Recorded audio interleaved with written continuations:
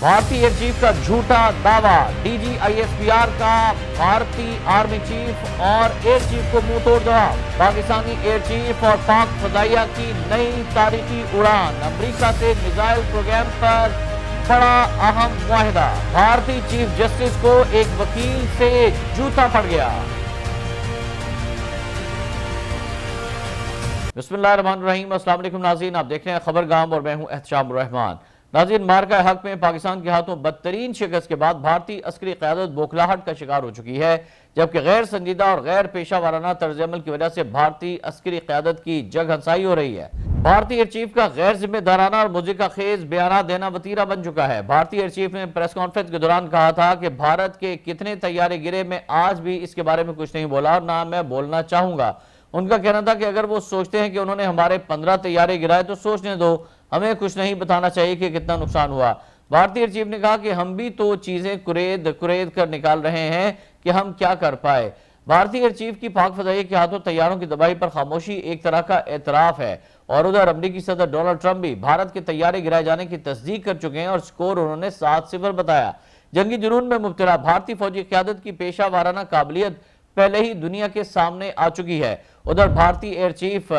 3-4 ماہ بعد اس کو یہ خیال آیا کہ انہوں نے پاکستان کے 5 طیارے گرائے تھے، اور اس مضحکہ خیز بیان کے بعد آج پاک فوج کی جانب سے انہیں منہ توڑ جواب دیا گیا ہے۔ D G I S P R lieutenant general Ahmed Sharif Chaudhry نے کہا کہ ہماری فوجی ترقیاتی حکمت عملی ہمیشہ انشاءاللہ مؤثر اور کارگر پلیٹ فارمز اور اندرونی پاکستانی ٹیکنالوجی کو شامل کر رہی ہے، اور پاکستان بھارت کے ساتھ ہتھیاروں کی دوڑ میں شامل نہیں ہے اور نہ ہی اس نے کبھی اعداد و شمار چھپانے کی کوشش کی ہے۔ غیر ملکی جریدے بلومبرگ کو انٹرویو دیتے ہوئے D G I S P R نے کہا کہ ہماری فوجی ترقیاتی حکمت عملی ہمیشہ مؤثر اور کارگر پلیٹ فارمز اور اندرونی پاکستانی ٹیکنالوجی کو شامل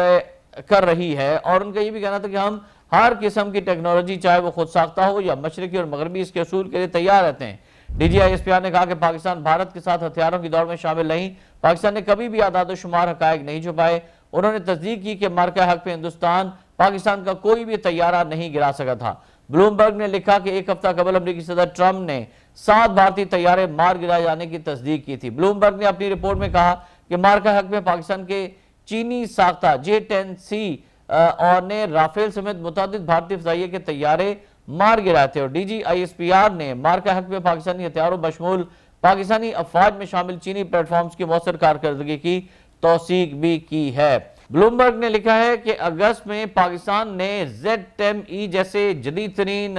لڑاکا ہیلی کاپٹرز کو بھی اپنے فلیٹ میں شامل کرنے کا اعلان کیا، اور پاکستان چینی ہتھیاروں کے ساتھ ساتھ F-16 طیاروں امریکی ساختہ ہتھیاروں کا بھی استعمال کرتا ہے۔ ادھر ناظرین، تازہ ترین اطلاعات کے مطابق امریکہ نے پاکستان کو جدید ترین میزائل نظام کی فروخت کے عالمی منصوبے میں اسے شامل کرنے کا فیصلہ کیا ہے، اور امریکی محکمہ برائے جنگ سابقہ محکمہ دفاع نے 6 اکتوبر کو خاموشی سے پاکستان کا نام ان ممالک کی فہرست میں شامل کیا ہے جو ریتھیون کمپنی کے جدید AIM میزائل خرید رہے ہیں۔ یہ فیصلہ ایک معاہدے میں $41.68 ملین کی توسیع کے تحت کیا گیا ہے، جو پہلے سے موجود $2.51 ارب کے معاہدے کا حصہ ہے، اور یہ معاہدہ امریکہ کے کئی اتحادی اور غیر اتحادی ممالک کے ساتھ کیا گیا، جن میں جاپان، جرمنی، برطانیہ،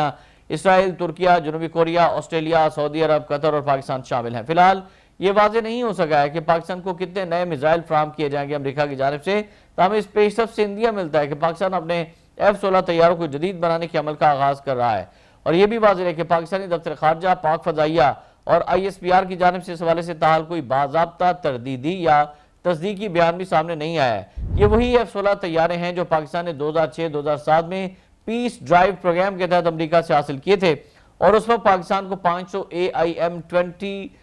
20C5 میزائل بھی فراہم کیے گئے تھے، اور نیا AIM 120C8 missile AIM 120D کا برآمدی ورژن ہے، جو فی الحال امریکی فضائیہ کا سب سے جدید ایئر ٹو ایئر فضا سے فضا میں مار کرنے والا میزائل ہے، اور ریتھیون کمپنی امریکی کمپنی ہے۔ اس نے اس ماڈل کی جانچ 2023 میں شروع کی تھی، اور اب تک یہ امریکہ کے متعدد اتحادی ممالک کے لیے آرڈرز تیار کر چکی ہے۔ تجزیہ کاروں کے مطابق یہ ابتدائی معاہدہ ممکنہ طور پر انتظامی اور تربیتی مراحل سے متعلق ہے، لیکن یہ اس بات کا اشارہ ہے کہ امریکہ پاکستان کو جدید دفاعی ٹیکنالوجی کی فراہمی کے لیے دوبارہ تیار ہو گیا ہے۔ اور قابل ذکر بات یہ ہے کہ جولائی 2025 میں پاک فضائیہ کے سربراہ air chief marshal Zaheer Ahmed Babar Sidhu نے واشنگٹن میں امریکی محکمہ خارجہ کا دورہ بھی کیا تھا اور دفاعی ماہرین کے مطابق اسی ملاقات کے نتیجے میں ممکنہ طور پر یہ پیش رفت سامنے آئی ہے اور امریکی محکمہ جنگ کے مطابق یہ منظوری دراصل 41.6 ارب ڈالرز کے ایک عالمی منصوبے کا حصہ ہے جس کے تحت 30 سے زائد اتحادی ممالک کو یہ جدید میزائل امریکہ فراہم کرے گا۔ اور آخر میں ناظرین آپ کو بتائیں کہ بھارت کی سپریم کورٹ میں غیر معمولی واقعہ پیش آیا جہاں ایک 71 سالہ وکیل نے دوران سماعت chief justice of India B R Gavai per